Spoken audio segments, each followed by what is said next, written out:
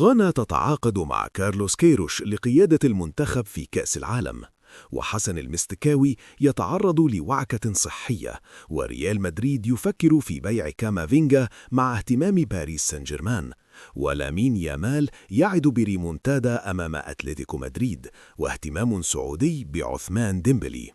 حسام حسن يحدد 15 مايو لإعلان قائمة المنتخب لكأس العالم، ورابطة الأندية توقف حامد حمدان مباراة واحدة.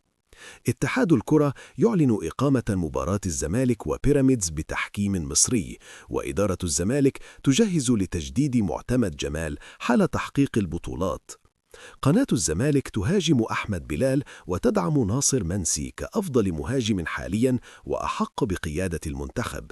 جماهير الأهلي تنتظر تحرك الاتحاد الأفريقي لكرة القدم ضد الترجي بعد واقعة الحكم مصطفى غربال. ريان يؤكد أن مباراة الزمالك وبيراميدز ستحدد شكل المنافسة على الدوري، وأن التعادل يخدم الأهلي وفوز الزمالك يقربه من اللقب، بينما بيراميدز يملك حظوظا قوية.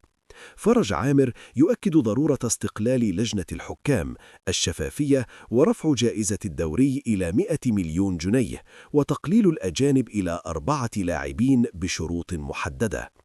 الأهلي ينفي لحسام حسن وجود أي نية لإقحام المنتخب في أزمته مع اتحاد الكرة، وينفي شائعة رفض انضمام لاعبيه إلا في الأجندة الدولية.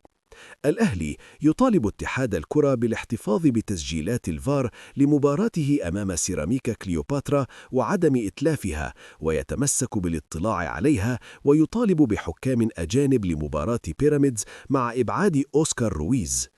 ياسين منصور يعود للقاهرة لحضور اجتماع طارئ لتحديد موقف النادي بعد أزمة الفار وتصعيدها. الأهلي ينشر خطاب الاتحاد ويطالب هاني أبو ريدة بالاعتذار وكشف التفاصيل، مع التساؤل عن دور أحمد مجاهد.